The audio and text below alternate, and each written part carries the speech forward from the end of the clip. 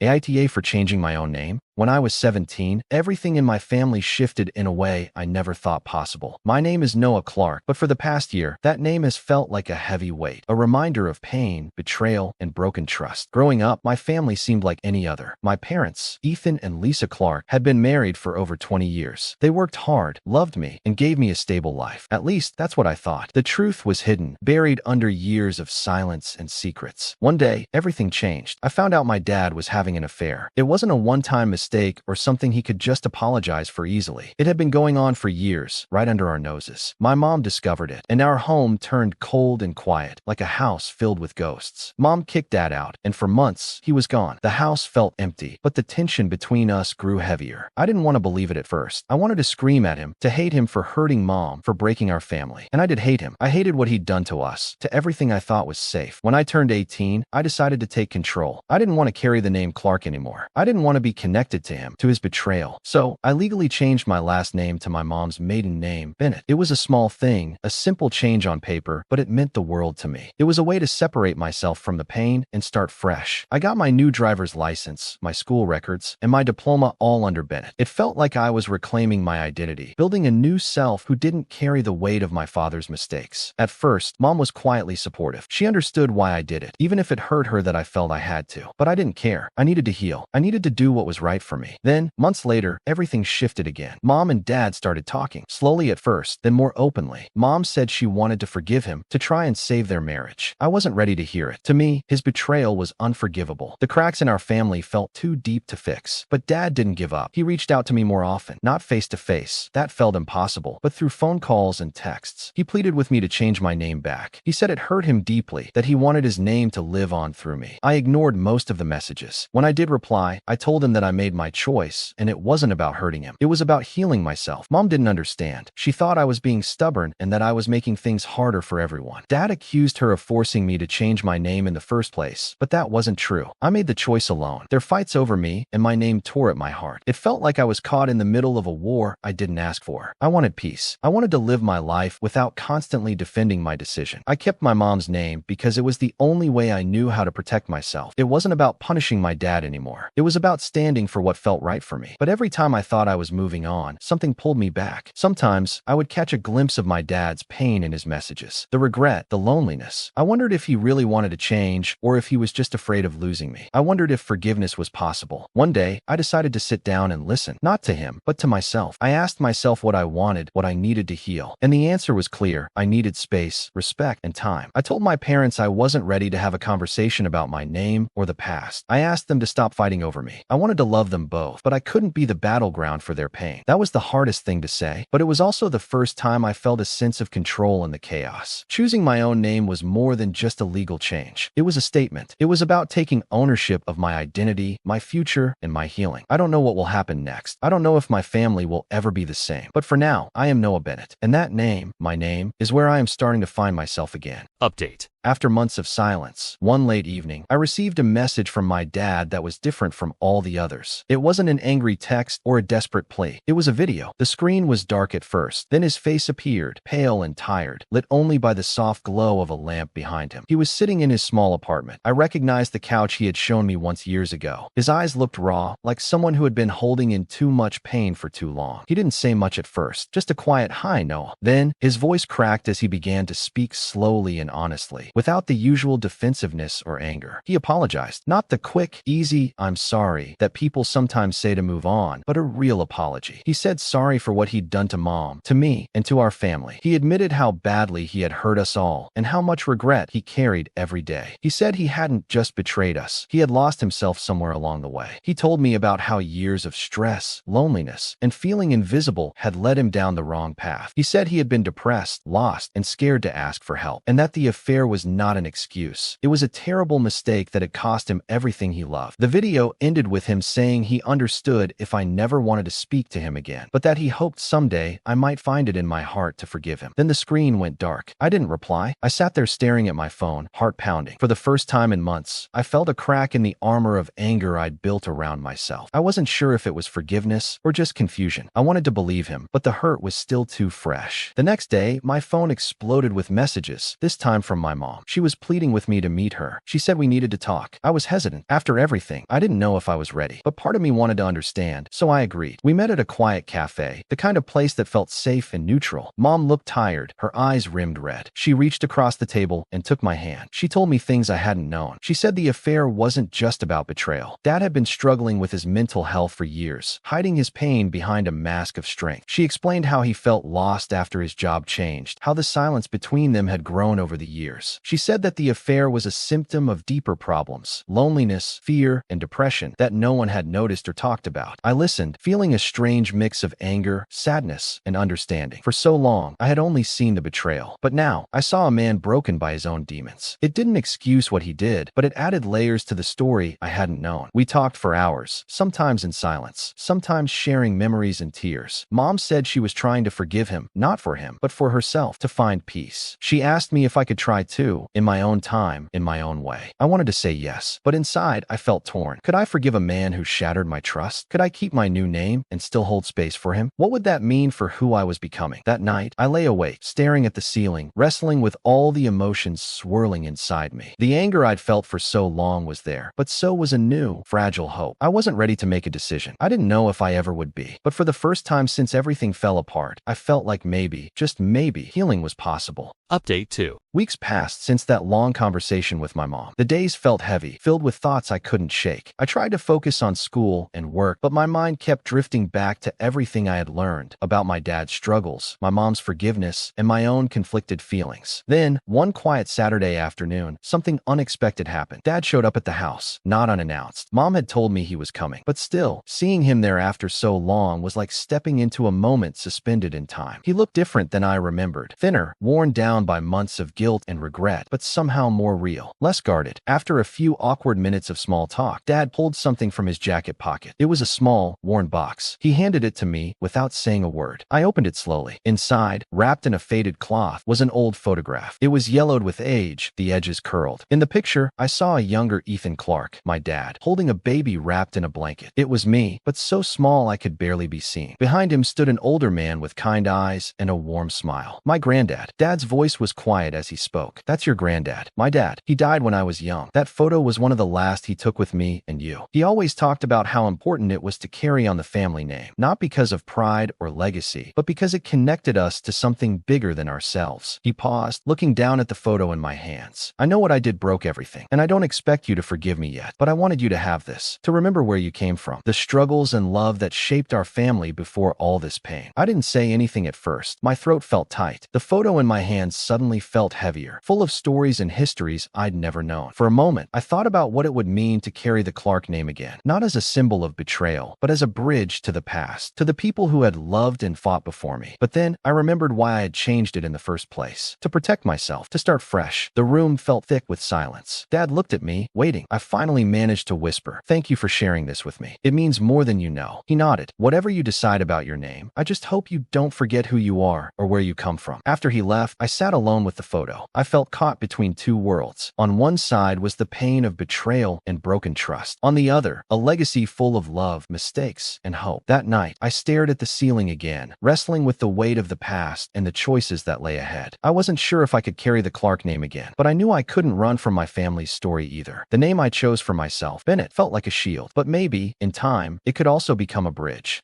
Update 3. The days after that afternoon with Dad passed quietly at first, but beneath the surface, the tension at home was growing. I could hear it in their voices during the calls, see it in the tight lines on Mom's face, and feel it in the weight I carried every time I walked through the door. One afternoon, I accidentally overheard my parents arguing in the kitchen. I wasn't supposed to be there, but the sharpness in their voices pulled me close. Mom was accusing Dad of trying to pressure me to change my name back. Her words were sharp but tired. "You're making him choose, Ethan. That's not fair. He's not your pawn." Dad fired back, frustration bleeding through his voice. "I'm not forcing him. I just want my son to know who he is, Lisa. It's his heritage. You're trying to control everything, even him." Their fight spiraled quickly, voices rising, words that cut deeper than either of them intended. I felt like I was watching the ground beneath me crumble. This was my name, my identity, but somehow I'd become a tool in their battles, a symbol of their pain and broken trust. The next day, I made a decision. I packed a bag and told Mom I was staying with a close friend for a while. I needed distance, not just from Dad or Mom, but from the constant fighting that was tearing me apart. I needed space to breathe and figure out about who I was outside of their conflict. While I was away, I sent both of them a message. I love you both, but this is my choice. Please don't use me as a way to hurt each other. I need time and space to decide what's best for me without the pressure. It wasn't easy to say, and it wasn't easy to live with the silence that followed. But for the first time in months, I felt like I was standing for myself, not just reacting to their pain or trying to fix something I wasn't ready to face. During that time, Dad reached out less, but when he did, the messages were softer, less urgent. He sent photos of simple things, a sunset he thought I'd like, a book he was reading, a photo of a dog he had met on a walk. No pressure, no expectations, just small reminders that he was still there. One afternoon, Dad surprised me by inviting me to go fishing. I wasn't sure if I was ready, but I said yes. The day we spent together wasn't about names or the past. It was quiet and slow. We sat by the water's edge, the sky stretching wide above us. We talked about my school, my plans, the little things that make up a life. For once, there was no anger, no betrayal, just a father and son trying to connect. Before we left, he looked at me and said something simple but heavy. No matter what name you go by, you're my son. That won't change. His words didn't fix everything. I didn't suddenly feel ready to take back the Clark name, but they did something else. They opened a door. I realized that a name, a legacy, or even a family's mistakes don't define me. What matters is the choices I make, the people I choose to be around, and the person I decide to become. For now, I am Noah Bennett, a name I chose to protect my heart and heal. Not AITA. Your decision to change your last name was a deeply personal act of self-preservation, not an attack on your father or a rejection of your family's history. You took control of something within your power when the rest of your world felt fractured. Rather than lashing out or engaging in vindictive behavior, you set clear boundaries and communicated your reasons. The change was about creating emotional distance from the betrayal and regaining a sense of autonomy. During a time when you were surrounded by conflict, even when your parents pulled you into their disagreements, you didn't escalate or retaliate. You removed yourself from the environment to avoid further emotional harm. That is a healthy, self-aware choice, not a selfish one. You listened to your parents' perspectives, considered the deeper layers of the situation, and still came to the conclusion that you needed space. Choosing your mother's maiden name wasn't about erasing your father from your life. It was about establishing a foundation on which you could heal your father's hurt feelings. Don't make you responsible for reversing your choice, especially when the initial harm came from his own actions. The fact that you've remained open to small, pressure-free moments of reconnection shows empathy and a willingness to rebuild trust in your own time. That's not stubbornness, that's emotional maturity. You are not the villain here. Didn't shame, belittle, or punish anyone. You simply refused to let your identity be dictated by someone else's mistakes or unresolved marital struggles. That's not only reasonable. Before we jump into the next story, don't forget to like and subscribe, and let us know your favorite part in the comments. Story 2.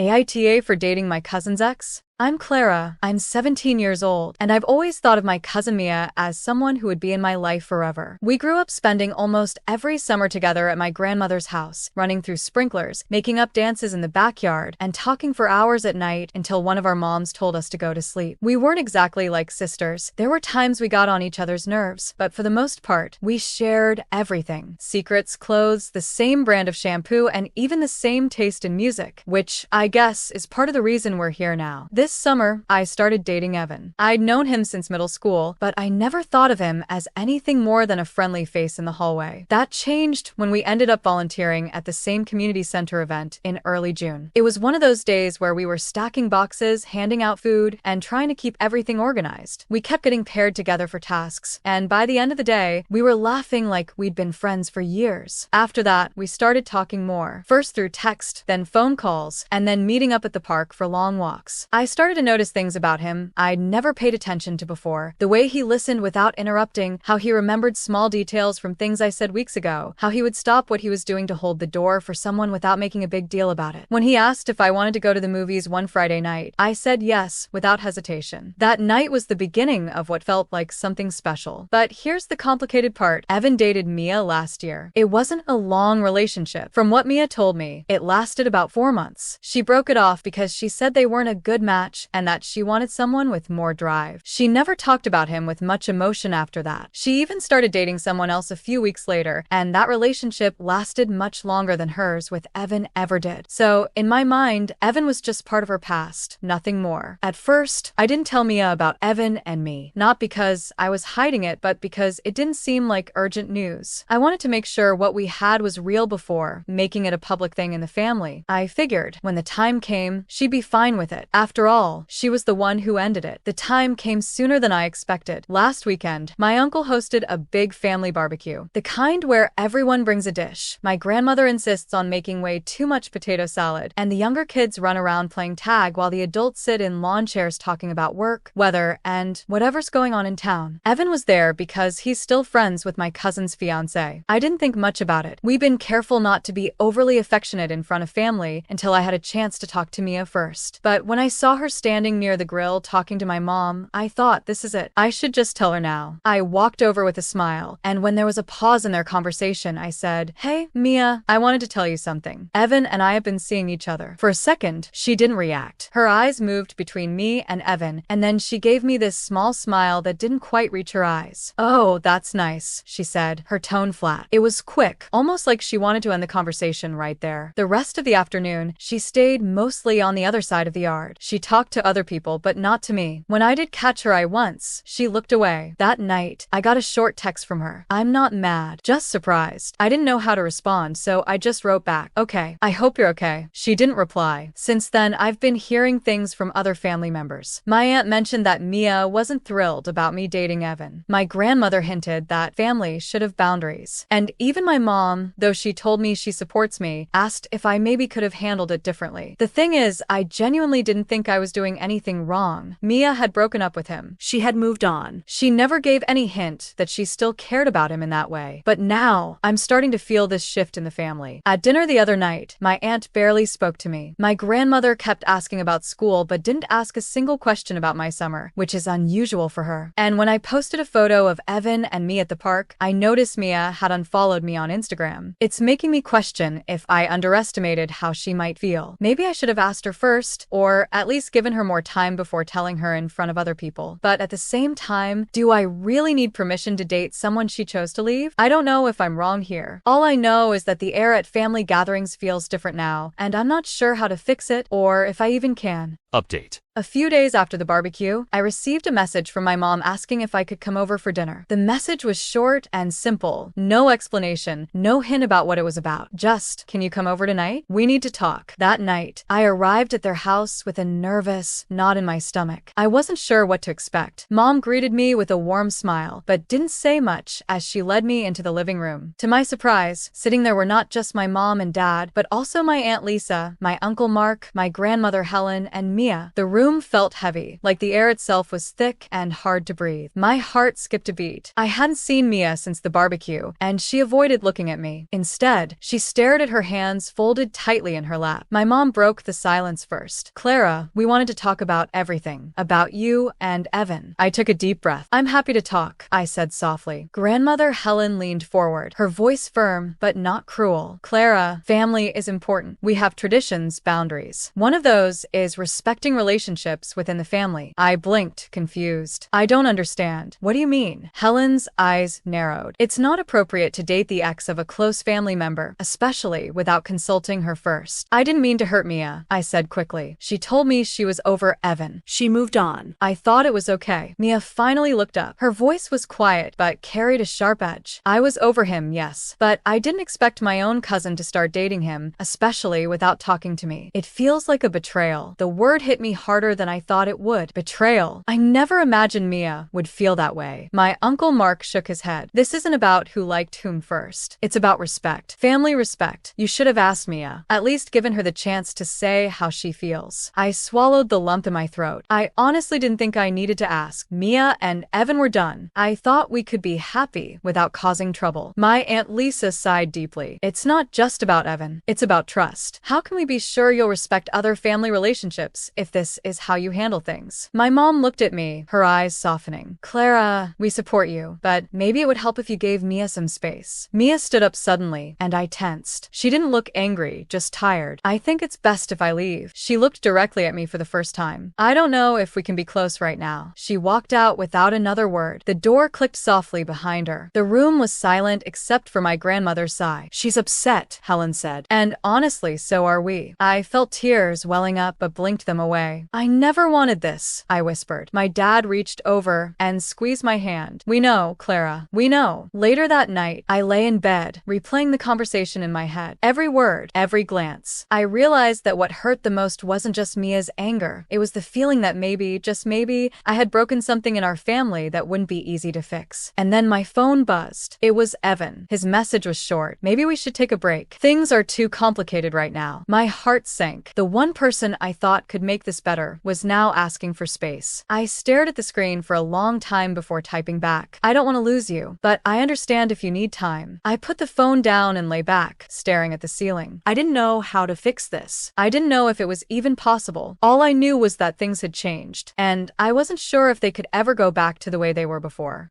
Update 3. It had been nearly a month since the family meeting, the night that changed everything. Since then, Mia and I hadn't spoken. Not a single word. We lived under the same roof when visiting Grandma's house, but we somehow managed to avoid each other, as if invisible walls had been built between us. I had hoped time would heal things, or at least give Mia a chance to see my side. But the silence only made the space between us feel bigger. Then came the wedding invitation. Laura, my older cousin, the one who was always the perfect child in the family, was getting married. Everyone was invited, and it was supposed to be a joyful day. A few days before the wedding, I got a message from Laura herself. The text was polite, but carried an undercurrent of tension. Hey Clara, just so you know, Mia mentioned she'd rather not be at the same table as you during the reception. I'm trying to keep things calm, but I thought you should hear it from me first. I stared at the screen, my heart heavy. I understood Mia's feelings, but this was a whole new level of distance. Not only had she refused to talk to me, but now she was asking to be physically separated from me at a family event. I wrote back carefully. Thanks for letting me know. I hope this doesn't make things harder for anyone. The wedding day arrived, and the air was thick with a strange mix of celebration and unspoken tension. Grandma was radiant as always, smiling at guests and organizing the seating arrangements like a general preparing her troops. I found my assigned table and sat down. Mia was at a table a few rows away, laughing quietly with friends. We didn't even glance at each other. As the night went on, I caught glimpses of Evan. He wasn't there as my date. We hadn't talked much since that night he suggested a break, but as a guest of someone connected to the groom. At one point, during a lull in the music, I saw Mia approach him quietly near the garden. They talked in low voices, heads close together, laughing softly. The moment felt like a sharp reminder of everything I had lost. I wanted to walk over, to say something, anything, but I held back. Later, when I finally gathered the courage to go say hello, I found the spot empty. Evan had slipped away. Mia was waiting nearby, eyes fixed on me. Her smile was tight and forced. Enjoy the wedding, Clara, she said quietly. Her words felt like a door slamming shut. I didn't know what to say. I nodded and turned away. The night ended with applause and hugs, but for me, it was the loneliest I'd felt in a long time. After the wedding, the tension in the family didn't fade. At the next Sunday dinner, the silence between Mia and me was almost deafening. No one mentioned Evan or the breakup, but it hovered over the table like a shadow. I heard whispers from my Aunt Lisa and my Uncle Mark, concerns about the fractured family dynamic and how this might affect everyone. Even Grandma Helen seemed quieter, more reserved. The woman who had once been the glue holding us together was now watching us carefully, as if waiting for the right moment to say something that might never come. I kept hoping for a sign, any sign, that Mia might be ready to talk, but the coldness between us only deepened. One evening, I found myself scrolling through my phone, looking at old pictures, photos of Mia and me laughing at last summer's barbecue, sharing ice cream cones, and posing with Grandma's cat. The memories felt like they belonged to someone else's life. I sent Mia a message. I miss how things used to be. I don't want us to lose what we have. Can we please talk? Hours passed with no reply. That night, I lay awake wondering if some family wounds take longer to heal than we expect, or if some breaks are too deep to mend at all. And somewhere inside me, I realized that this wasn't just about Evan anymore. It was about trust, about family, about whether we could find our way back from a place that felt so far gone. You're not the AITA here. You acted honestly and with good intentions. Mia had ended things with Evan and moved on, so you didn't see an issue starting your relationship. Waiting to tell Mia until you felt it was serious was reasonable, and you weren't trying to hide anything. The real issue is how your family expects you to handle sensitive situations. Mia's feelings of betrayal are understandable emotionally,